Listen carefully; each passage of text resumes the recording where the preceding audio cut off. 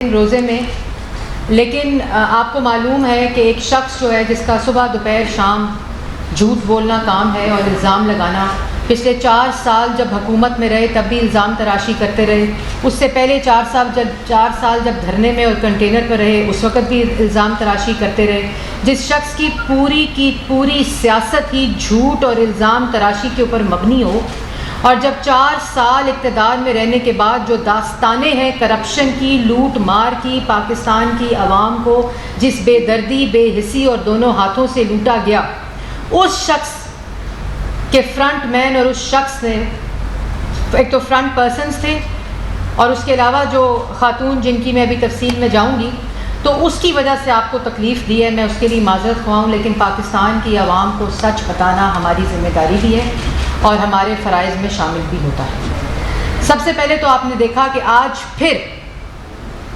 وہ الزامات لگائے گئے جو الزامات بوسیدہ ہو چکے ہیں، جو الزامات دفن ہو چکے ہیں۔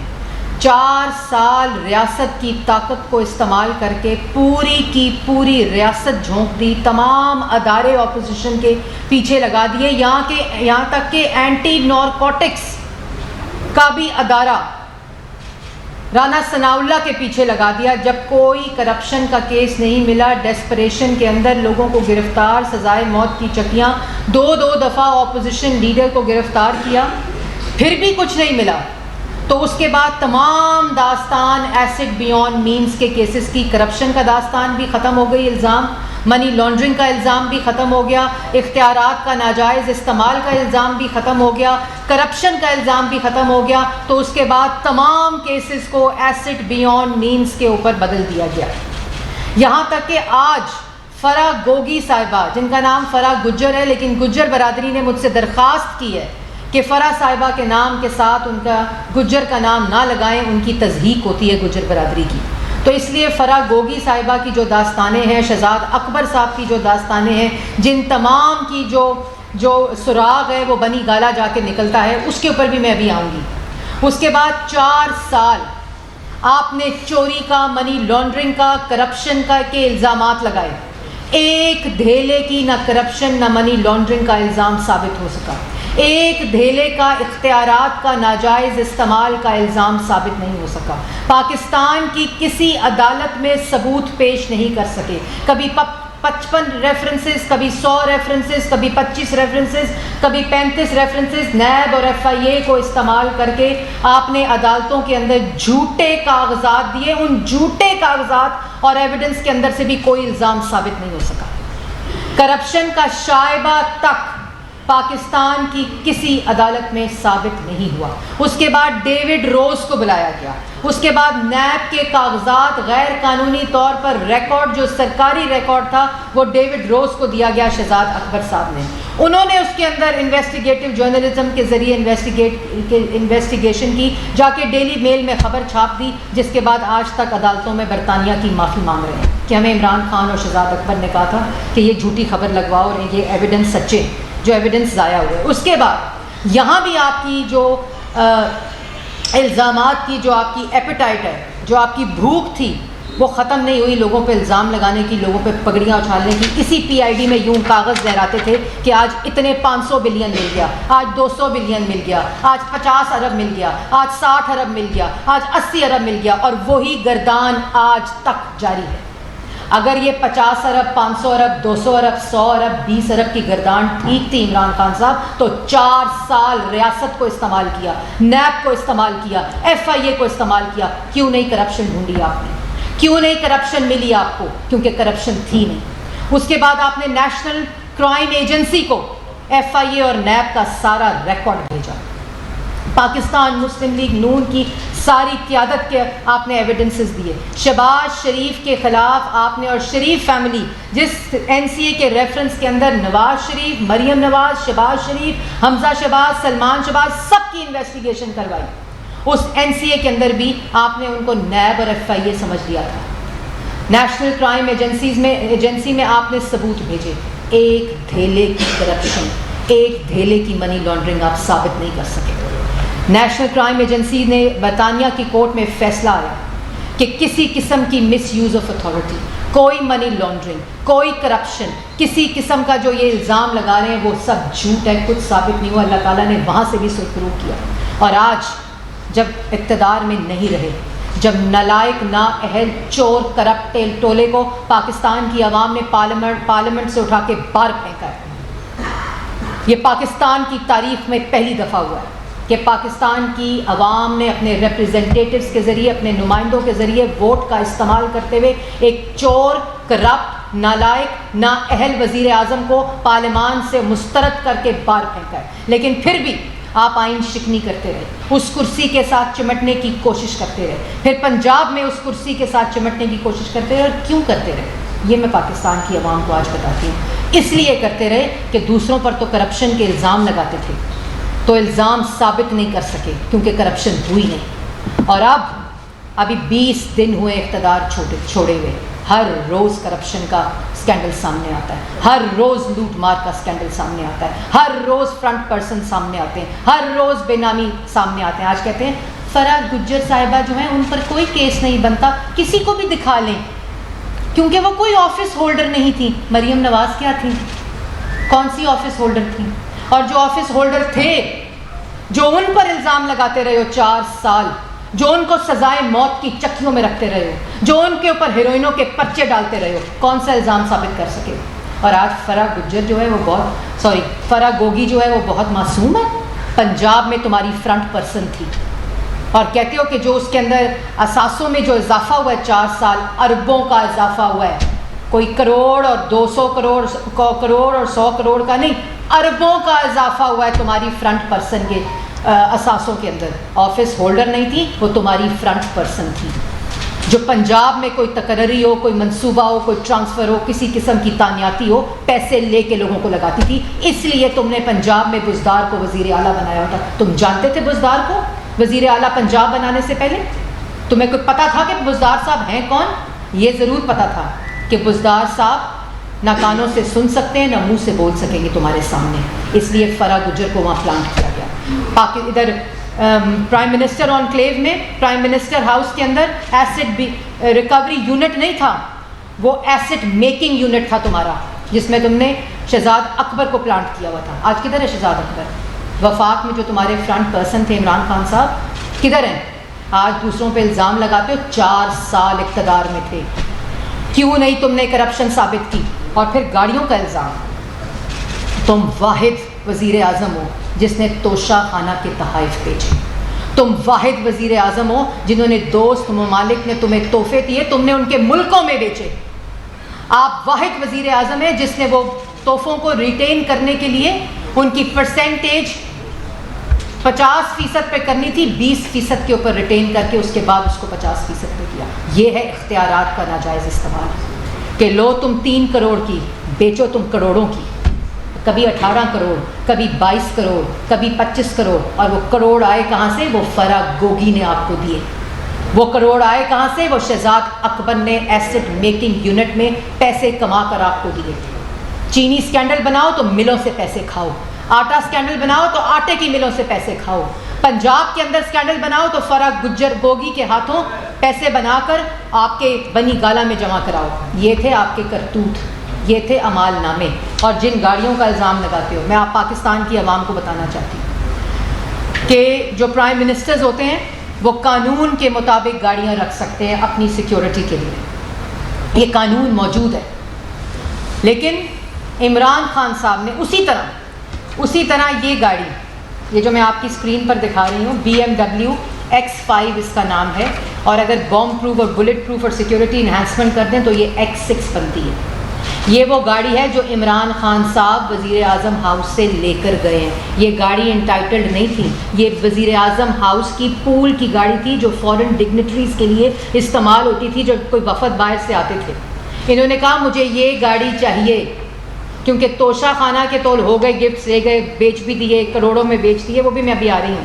انہوں نے کہا مجھے یہ BMW چاہیے, اور اس کو بوم پروف, بلٹ پروف.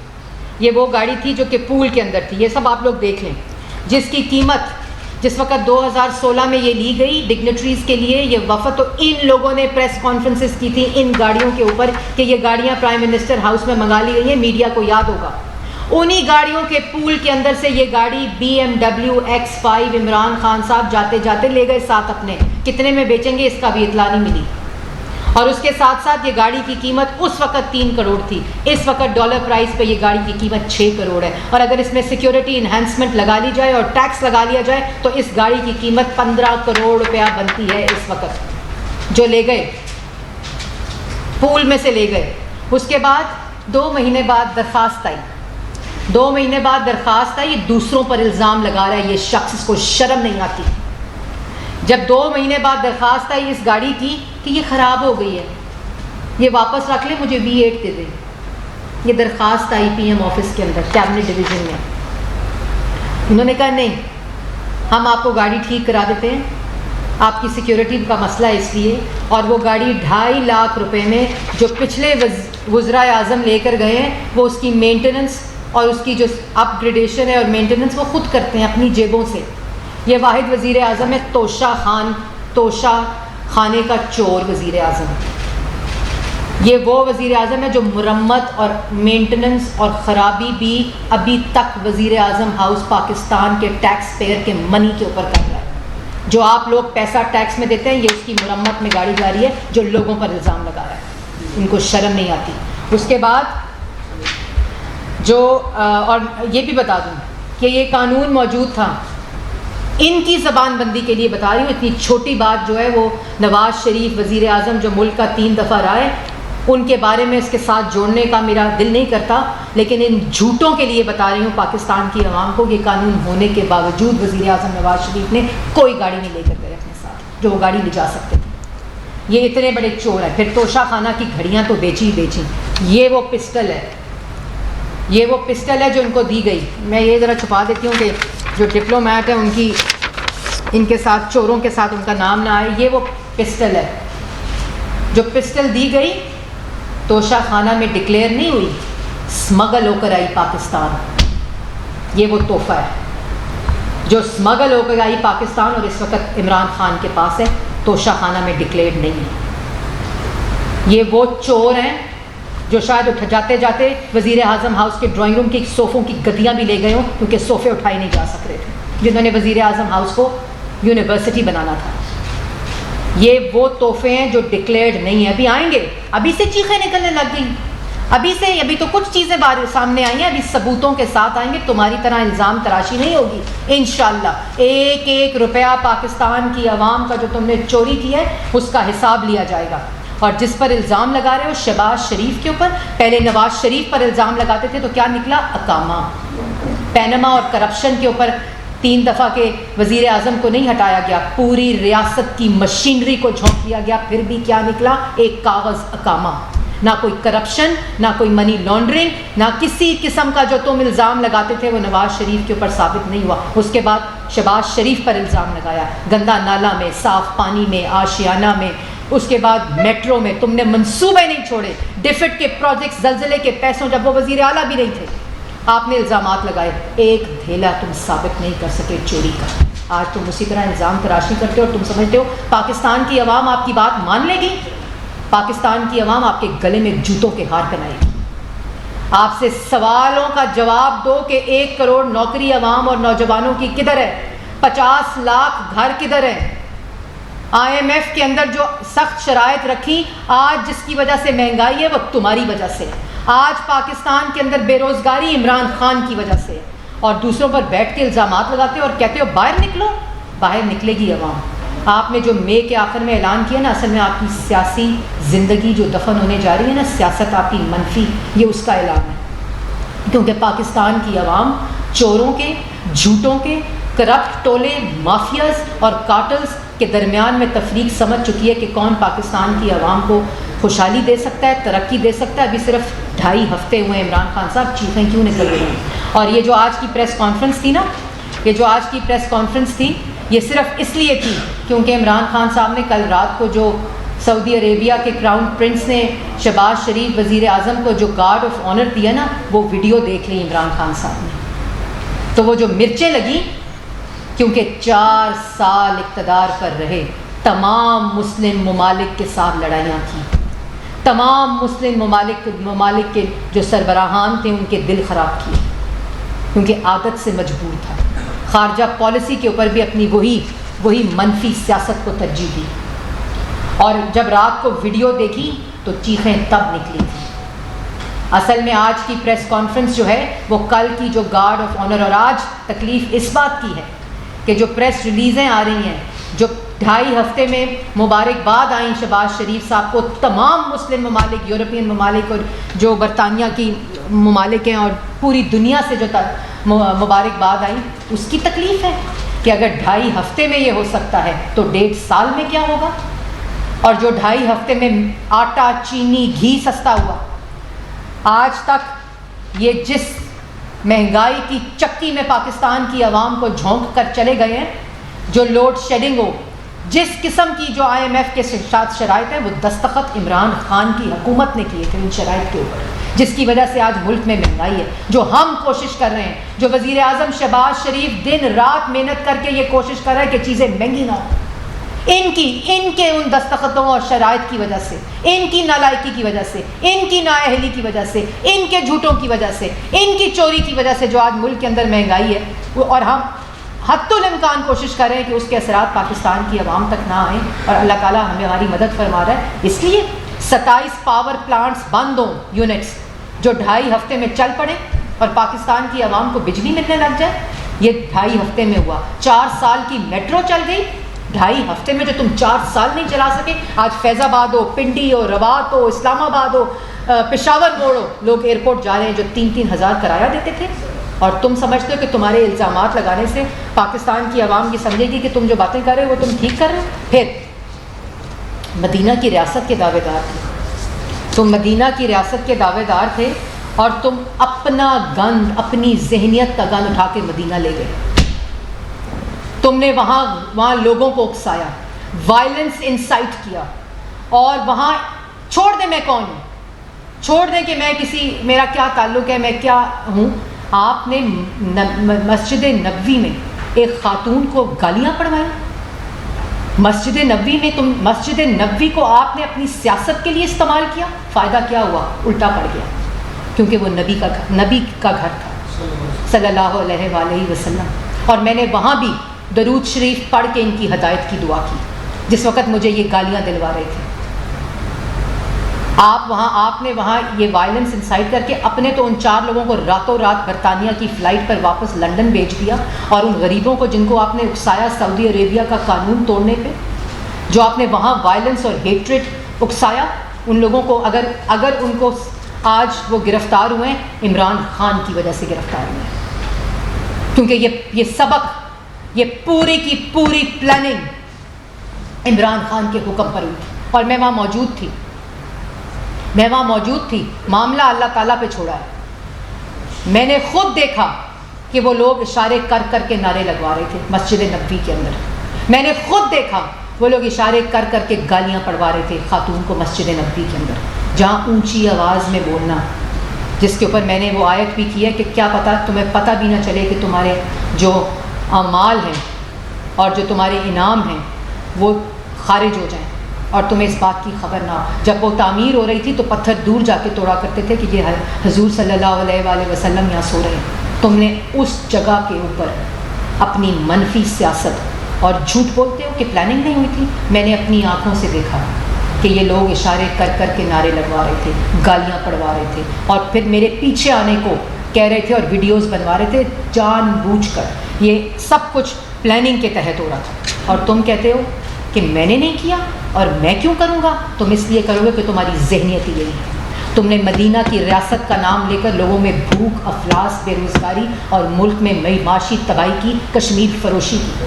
تمہاری اصلیت ہی یہی ہے جو تم نے کارنامے کیے ہیں. اور انشاءاللہ آپ کو پتہ چلے گا کہ اس کا جو مکافات عمل ہے وہ کیا ہوتا ہے. اور یہ جو وہاں آج اس قانون کے شکنجے میں آئے ہیں اور جو ان کے پاسپورٹ کینسل ہو رہے ہیں، یہ آپ کی وجہ سے ہو رہے ہیں عمران خان صاحب. کیونکہ آپ نے یہ جو حرکت وہاں کی ہے، یہ آپ کو اس کا پتہ چل جائے گا اس کے کیا اثرات ہیں. اور ایک اور بات میں کہنا چاہتی ہوں کہ مسجد نبوی کی تاریخ میں یہ اس طرح کی بے حرمتی کا ذکر تک نہیں سنا ہم نے. اور وہاں انہوں نے خاص طور پہ لوگوں کو بھیجا.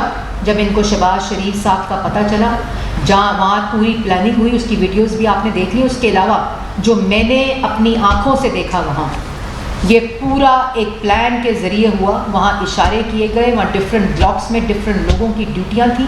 میں نے ان آنکھوں سے دیکھا, وہ اشارے کرتے تھے, نعرے بلند ہوتے تھے وہاں جب نماز کا ٹائم تھا. اور یہ وقت اس وقت, پہلے میں نے کہا کہ مسجد نبوی کی جگہ نہیں تھی, یہ باہر تھی, یہ مسجد نبوی کے اندر تھا. لوگ روزہ کھول رہے تھے, اذان کا وقت قریب تھا جب انہوں نے یہ حرکت کی. اور یہ اس وقت مسجد نبوی کے اندر یہ بات تھی, ساری واقعہ پیش آیا.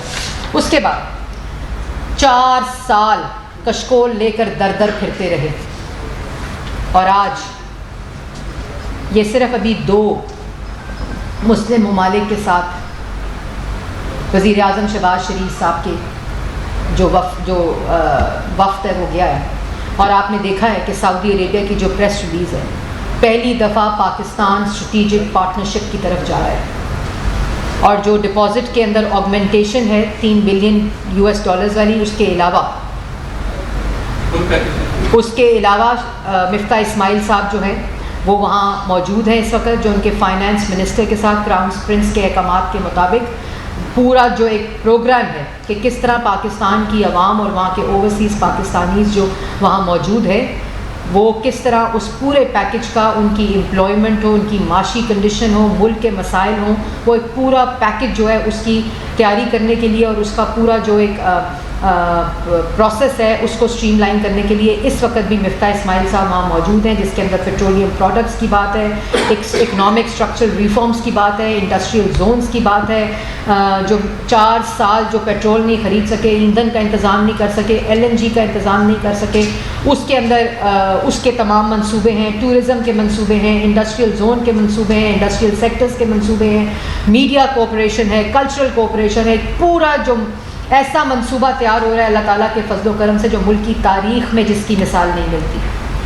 اس کے بعد جو UAE کے اندر آپ نے دیکھا جو ملاقات ہوئی ہے, کتنی وارمتھ, وہ تصویریں اور وہ جو گارڈ آف آنر کی ویڈیو ہے اصل میں وہ عمران خان صاحب نے دیکھ لی, تو اس کے بعد وہ کرسی لگا کر بیٹھ گئی. اور خطاب کرنا بڑا امپورٹنٹ ہے, مئی کے آخر میں اعلان کرنا بڑا امپورٹنٹ ہے, لیکن اصل حقیقت یہ ہے کہ تم ایک ناکام شخص ہو, تم الزام خان ہو, تم توشہ چور خان ہو.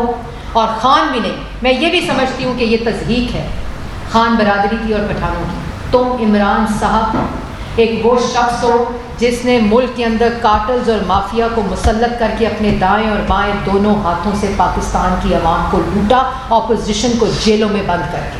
تو آپ کو پتہ تھا, کہتے ہیں کیس دکھائیں, کیس نہیں بنتے.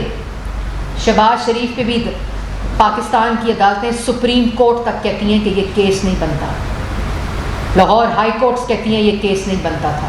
احسن اقبال ہو, شاہد خاقان ہو, رانا ثناء اللہ ہو, سعد رفیق ہو, سلمان رفیق ہو, کامران مائیکل ہو, تمام لوگ آپ کے سامنے, مفتاح اسماعیل ہو, جو لوگوں کی خدمت کے منصوبے لگاتے رہے, انہوں نے ان کو سزائے موت کی چکیوں میں رکھا. یہ اصلیت اس شخص کی. اور اب 2.5 ہفتے میں وہ خوف طاری ہے, وہ خوف طاری ہے کہ انشاءاللہ مہنگائی کم ہوگی تو میں کیا جواب دوں گا 16% مہنگائی کا. وہ خوف طاری ہے کہ اگر 2.5 ہفتے کے اندر میٹرو بس چل گئی تو جو پبلک ٹرانسپورٹ کا حال ہوگا اور جس طرح کے منصوبے آئیں گے, میں کیا جواب دوں گا کہ 4 سال میں پشاور موڑ سے ایئرپورٹ تک میں میٹرو بس نہیں چلا سکا. کیا جواب دوں گا کہ ایک اینٹ نہیں لگا سکا اور 43,000 ارب کے قرضے ہو گئے. کیا جواب دوں گا کہ میں ایک نوکری نہیں دے سکا اور 60 لاکھ لوگوں کو بے روزگار کر دیا.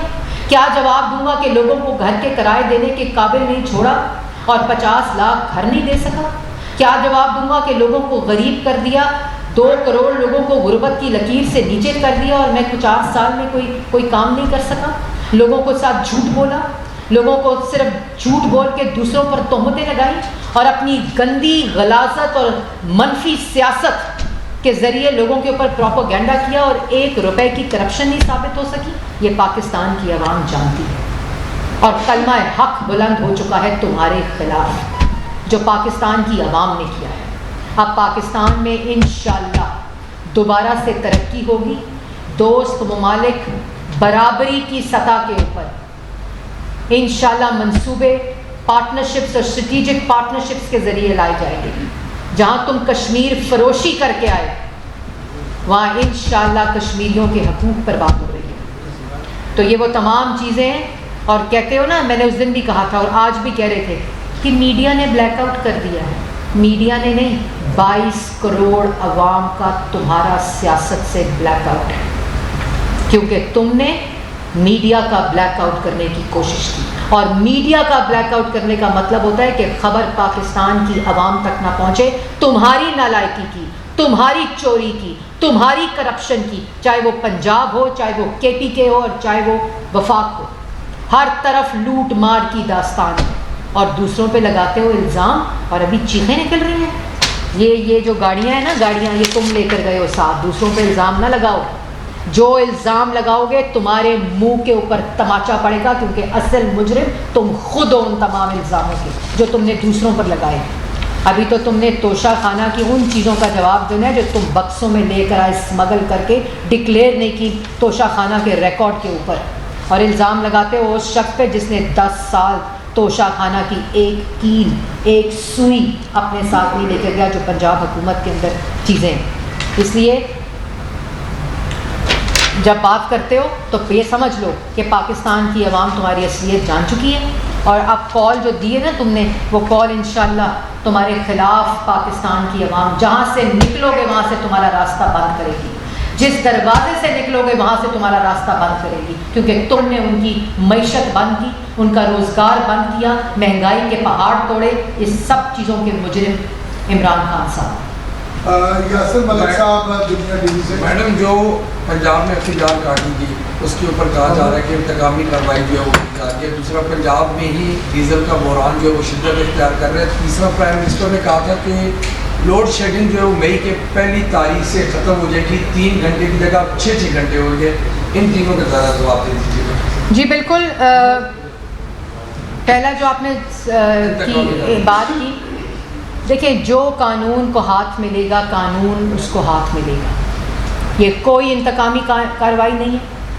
انتقامی کارروائی وہ ہوتی ہے جب رانا ثناء اللہ پہ ہیروئن ڈالو اور اس کو سزائے موت کی چکی میں رکھو اور اس کو سونے کے لیے بستر نہ دو, کیڑیاں اس کے جسم کے اوپر ہوں. آج تک اس کا ذکر نہیں کیا اس شخص نے. انتقامی کارروائی وہ ہوتی ہے کہ نواز شریف کے سامنے اس کی بیٹی کو, آج کہتے ہو فرا گجر کا کوئی آفس ہولڈنگ وہ نہیں ہولڈر تھی, تو مریم نواز کو اس کی باپ کے سامنے ہتھکڑی لگاؤ. اس کے باپ جس جیل کے اندر تھا سامنے والے کمرے میں مریم نواز کو رکھو. انتقامی کارروائی یہ ہوتی ہے. انتقامی کارروائی یہ ہوتی ہے کہ شہباز شریف کو جیل میں نماز پڑھنے کے لیے کرسی نہ دو اور ان الزامات کے اندر ان کو ڈالو جو الزامات تم عدالت میں, پاکستان کی عدالت میں اور بیرون ملک ثابت نہیں کر سکے. انتقامی کارروائی ہوتی ہے جس طرح تم نے شاہد حقان عباسی کو گرفتار کیا. انتقامی کارروائی وہ ہوتی ہے جس طرح تم نے سعد رفیق کو گرفتار کیا, مفتاح اسماعیل کو گرفتار کیا. میں کس کس کا نام لوں, سلمان رفیق, میں سب کے نام لے چکی ہوں. انتقامی کارروائی وہ ہوتی ہے کہ نیب کو اپنے ساتھ ملاؤ,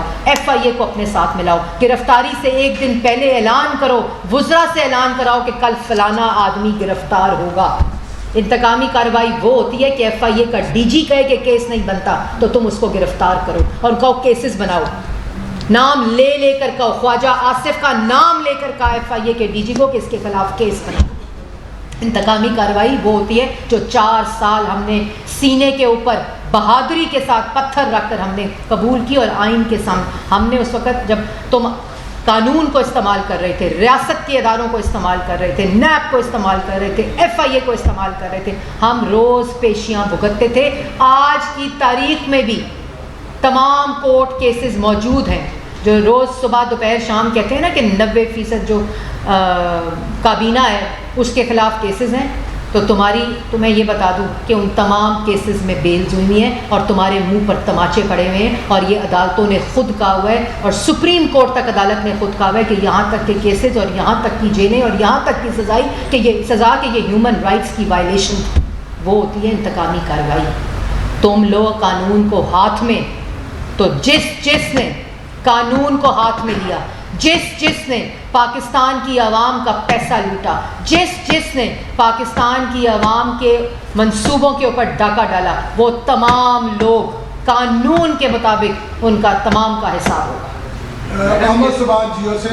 میڈم اس وقت کے جو پاکستان کا خزانہ ہے اس کے محافظ آپ لوگ ہیں، تو اگر عمران خان 2.5 لاکھ روپے کا بل گاڑی کی مینٹیننس کا بھیجتے ہیں اور آپ وہ گاڑی ٹھیک کروا دیتے ہیں، تو یہ تو پھر پیسے چوری آپ کے دور میں ہو رہے ہیں عوام کے.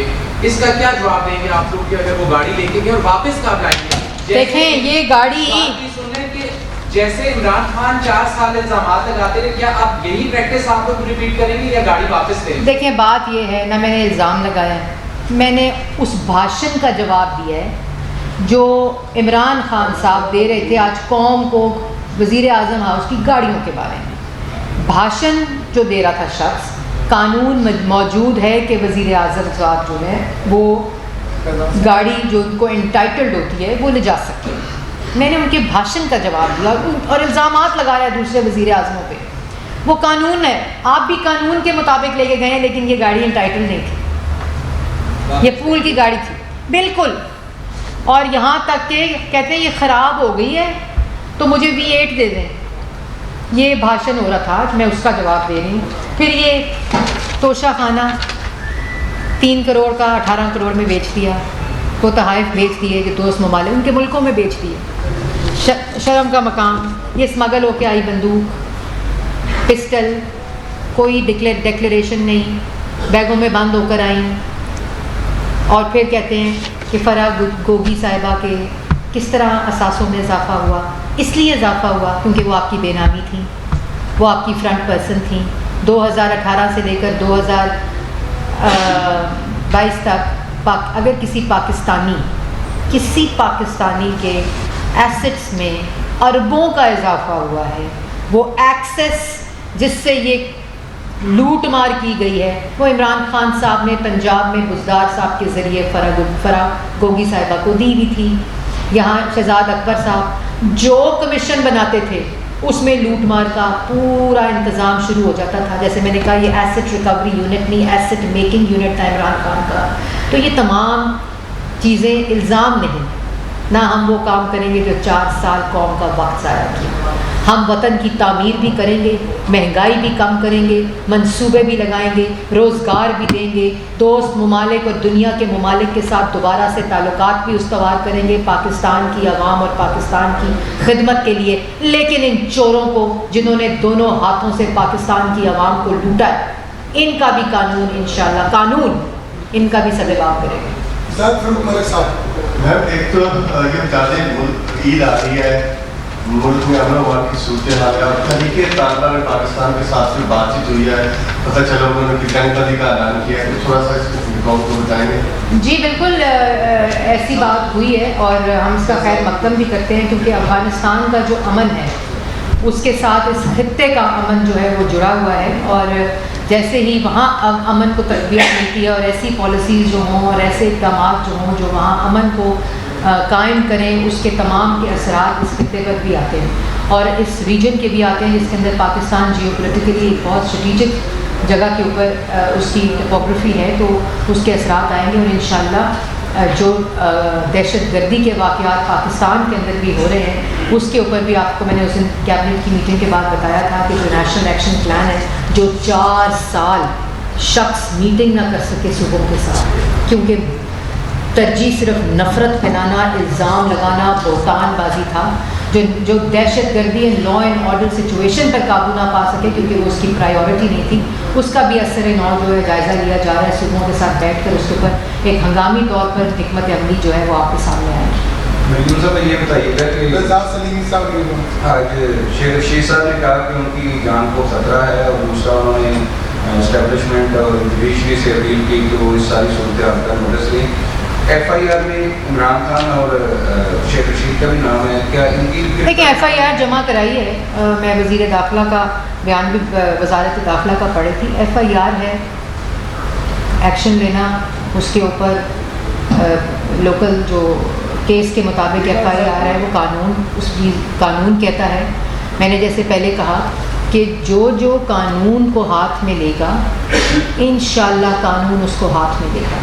اور میں نے اس وقت بھی کہا تھا کہ کوئی زیادتی کسی کے ساتھ نہیں ہوگی، لیکن خبردار رہیں، یہ ریاست ہے اور یہ ملک ہے، یہ بنانا ریپبلک نہیں ہے اور یہاں جو فساد، انتشار اور نفرت اور انسائٹ کرے گا وائلنس کو، قانون کے مطابق اس کو اس کا سامنا کرنا پڑے گا۔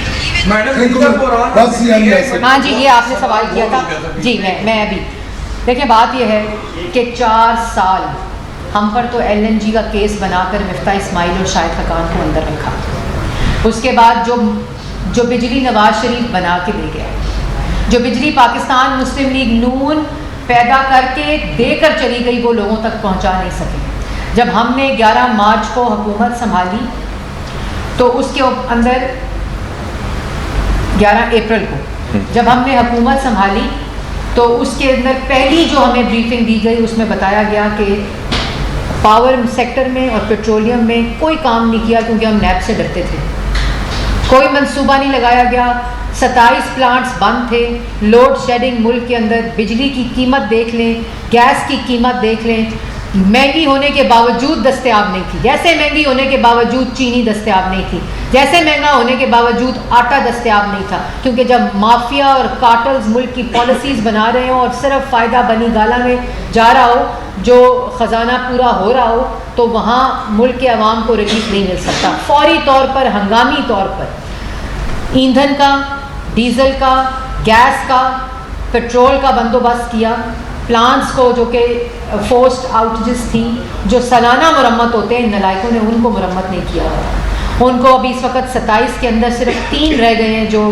ابھی پروسیس جن کا مینٹیننس کا جاری ہے، باقی تمام جو ہے وہ اس وقت فعال ہیں اور کام کر رہے ہیں۔ اس کے ساتھ ہی 7 مئی کو ایندھن اور LNG کا بھی جو ہم ہنگامی صورت پہ بندوبست کر رہے ہیں، اور جس طرح کہ وزیر اعظم شہباز شریف صاحب نے یہ اعلان کیا تھا کہ 1 مئی سے جو لوڈ شیڈنگ ہے اس میں انشاءاللہ کمی آئے گی، لیکن وہ فیڈرز جہاں بجلی چوری ہوتی ہے، وہ فیڈرز کے علاوہ تمام جگہ کے اوپر 0 لوڈ شیڈنگ کی ہدایت ہے، عید کے اوپر بھی اور 1 مئی کے بعد وزیر اعظم شہباز شریف صاحب کی۔ اور اس وقت بھی، آج بھی وہ لاہور میں موجود ہیں، لیکن وہ بجلی اور پیٹرولیم کے اوپر انہوں نے اس کا نوٹس بھی لیا ہے، اور نوٹس نہیں خالی، یہ انہوں نے ہدایت جاری کر دی آج بھی کہ 1 مئی سے، آج سے جو لوڈ شیڈنگ کی صورتحال ہے اور جو عید کے دن ہوں گے چھٹیوں کے، اس میں لوڈ شیڈنگ جو ہے اس کا کمپلیٹلی خاتمہ ہوگا۔ اور ہم نے 2018 میں کر کے دکھایا تھا، 0 لوڈ شیڈنگ ان کے نالائقوں کے ہاتھوں میں دے کر گئے تھے، اور آج ان کی نالائقی، ان کے بد انتظامی کی وجہ سے عوام جو ہے یہ خمیازہ بھگت رہی ہے، اور ہم سے پوچھتے ہیں 2 ہفتے میں کیا ہوا۔